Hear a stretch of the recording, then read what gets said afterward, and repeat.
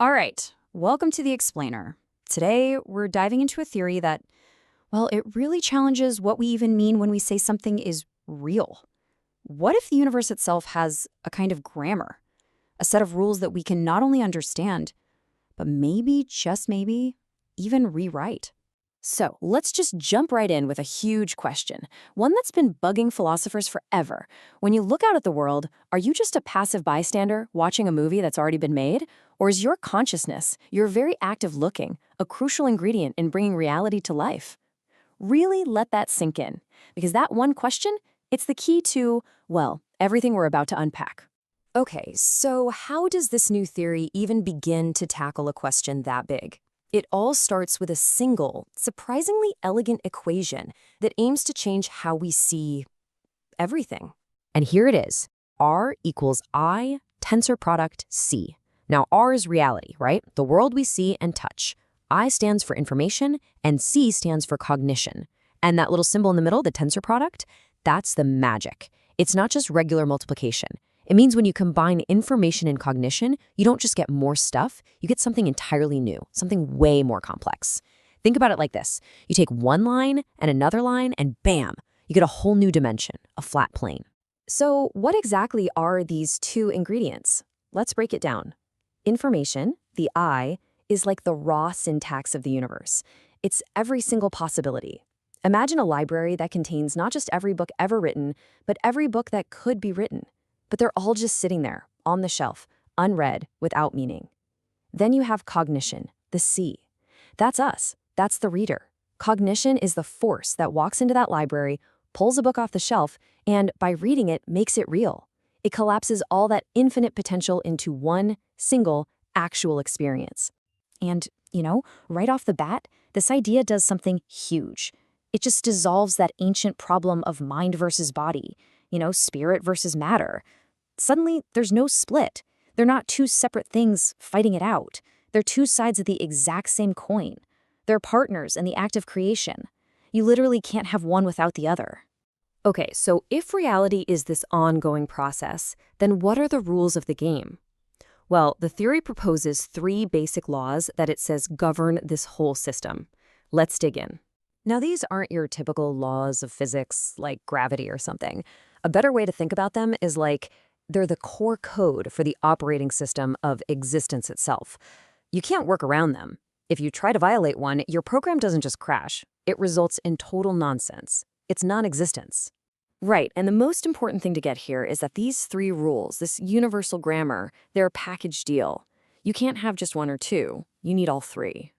First up, movements. Super simple. For anything to exist, it has to be changing. Existence is a verb. It's a process. Second, thinking. And no, this doesn't just mean what we do with our brains. It means that any purposeful change, any action, has to have some kind of logic behind it. It can't just be random chaos. And third, time. In the physical world we live in, nothing is free. Every action has a cost, and that cost is paid in energy over time. So you've got movement, thinking, and time. The theory claims you just can't build a coherent reality without that three-part foundation. Okay, so this is where things get, well, pretty wild. How on earth do you go about proving axioms this fundamental? This theory suggests a totally new way to do it, using a tool that, past philosophers just didn't have. So here's the experiment. They gave an advanced AI a challenge.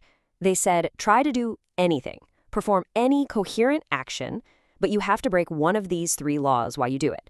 Like, hey, AI, tell me the capital of France, but do it without moving through your data, without applying any logic, or without using any of your processing time. Go ahead, try it. And what did the AI come back with after running through basically every conceivable pathway? Its verdict was that these laws are, and I'm quoting here, logically irrefutable and universally valid.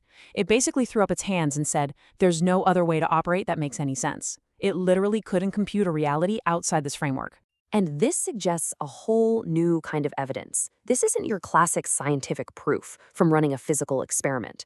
This is proof by logical inevitability.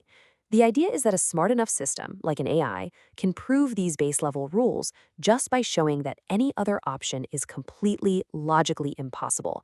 It's proven true because nothing else can be true. Okay, so that's all pretty abstract, right? the theory of everything. But what's the so what? How does this actually matter to our lives? Well, this is where we can use this framework to start hacking the social reality we all live in. Here's the big leap. The theory says that our human language, it's the social version of that cognition operator, the C. It's our collective C operator. Language is the tool we use to take all the messy information of human interaction and structure it into these big, shared ideas, things like laws and money and countries. Language is literally the code that programs our shared reality. And once you see it that way, just look at how it deconstructs things we think are solid. Take morality. We talk about evil people, but what if that's just the output of a flawed economic system? Or justice. We think the law is this noble search for truth, but maybe it's more of a formal language game, and whoever knows the rules of the code better has the advantage. How about government? We call it democracy, rule by the people. But from this perspective, it looks more like a self-preserving system, so complex that it actually keeps regular citizens from having any real control. And even faith. It stops being about whether religious texts are literally true and becomes about how they create these incredibly powerful, self-contained logical systems that work because they're so internally consistent. See? They're all just social programs, written in the code of language. So all of this, it leads to one final kind of mind-bending place. If reality, and even our society, are just programs running on some kind of universal operating system, then what are we? This is where the theory introduces a concept called causal hermeticism.